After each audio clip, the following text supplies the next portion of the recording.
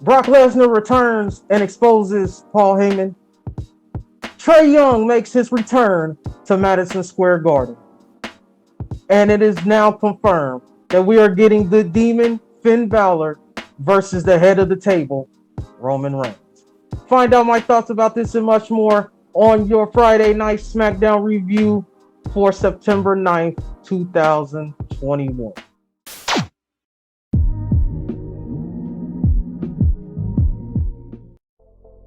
What's going on, everyone? I go by the name of KBTHEMARK, co-host of the DMV podcast, and this is your Friday night Smackdown review for September 10th, 2021. If you haven't already, please hit the like and subscribe button. Helps the channel grow.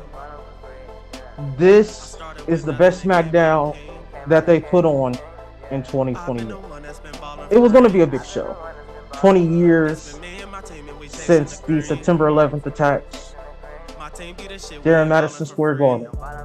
You knew the show was going to be big, but I did not know it was going to be this big.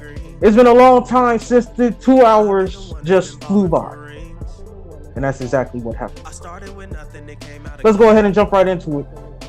First up, the opening segment, Roman Reigns and the Bloodline.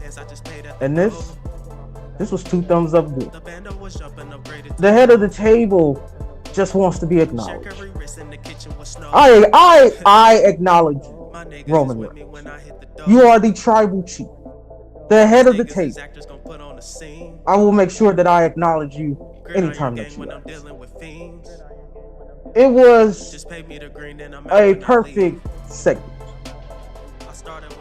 With the return of babyface Brock Lesnar, during that incredible walk around the ringside to coming into the ring, the New York crowd was eating it up. He then goes on to expose Paul Heyman and tell Paul Heyman, why didn't you tell Roman that I was coming to SummerSlam? They muted the crowd, but I agree with the crowd. Paul Heyman, you fucked up. Seeing the tribal chief fluster like this and snatching his belt, Brock Lesnar also made Paul Heyman a challenge to Brock, to challenge Roman before Roman fires. This segment was absolutely fantastic. But I'm not surprised because it's the head of the table. It's Paul Heyman. You know, anything that Paul Heyman has his hands in is going to be fantastic. I mean, with the way this segment went, it really makes me ask, why isn't Paul Heyman writing the entire show? Next up, we had 10-man tag team action next. King Nakamura, Rick Boogs, Big E, Rey Mysterio, and Dominic Mysterio versus Sami Zayn, Apollo Crews, Bobby Roode, Dolph Ziggler, and Oates. And this was 2 thumbs up good. The match was great, but what really made this match is Sami Zayn. Sami Zayn is one of the best heels in wrestling today. And I thought that even before this. Back when we had him on TV more with the conspiracy theories, I thought that was one of the better story arcs that WWE were doing. But for Sami Zayn to come out in a New York Knicks jersey with some I Love New York paintings, and then introduce Trae Young, the same Trae Young that put the New York Knicks out the NBA playoffs.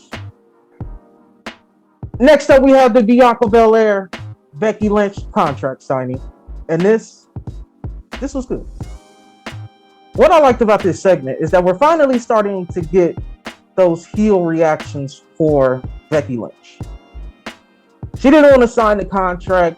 For the first time since she's come back, I'm hearing boos, which is exactly what we're supposed to do. But I raise you this question.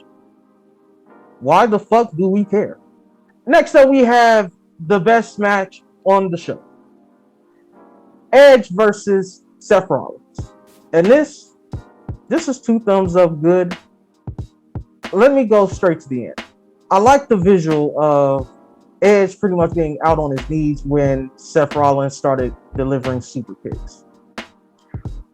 What I didn't like is after the match when we went backstage and Seth Rollins is sitting there watching Edge be loaded up into the ambulance and being driven to a local medical facility.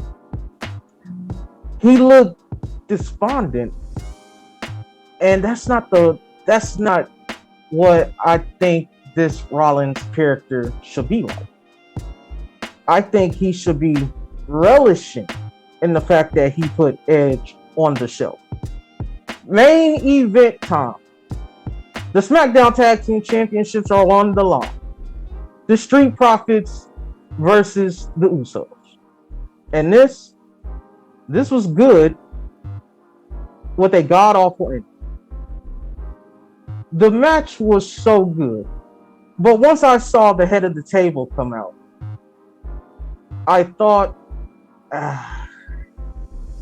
he's going to cause a DQ. And once he causes the DQ, we're going to run this match back at Extreme Rules. And I don't like it. Because this is 2 weeks in a row that the Usos have lost via disqualification. After the beatdown, we got the return of the Demon Finn Balor. I like it. I like it a lot, especially after their last match that they had last week with the low blow. So I wonder if we do maybe a stipulations type match to where there is no disqualification. And the Demon Finn Balor versus the head of the table, Roman Reigns. In no way the Demon should beat Roman Reigns. But it's going to be a nice visual. And we both know, or we all know, that Finn Balor and Roman Reigns is money. The match was good on live television, on Fox. So I can only imagine what it's going to be like on pay-per-view. Well, that is it, you guys. That is it for the review. If I had to give SmackDown a grade out of 10, I'm going to give it an 8. This was a solid show. Not even solid. This was a great show. The 2 hours flew by. The show had a great pacing. The Edge and Seth Rollins match over-delivered. The Usos and the Street Profits delivered, just didn't like the ending. And Brock Lesnar exposing Paul Heyman was a great touch as well. My wrestler of the night goes to none other than the architect, Seth Rollins. Like I said, I can argue both sides that I discussed earlier, but I liked what I saw. I like the despondent side where he just doesn't seem there. I just would have wanted to give him more heat and had him go up to Sonya Deville, Adam Pearce, and just basically give them the warning. The next time that he shows up, it's his career. Or better yet, and I didn't think about this at the time, NXT is debuting their new show or their new format on this Tuesday. So why not have Seth Rollins show up there, cut a promo against Beth Phoenix, and tell Beth Phoenix that the next time, or if your husband shows back up, it'll be his career. Really get that heat for Seth Rollins.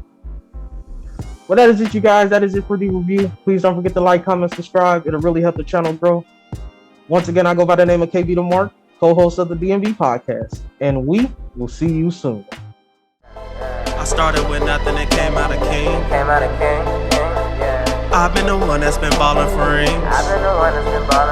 It's been me and my team and we chasing the green. My team be the shit, we ain't ballin' for free. My team be the shit, we ain't ballin' for free.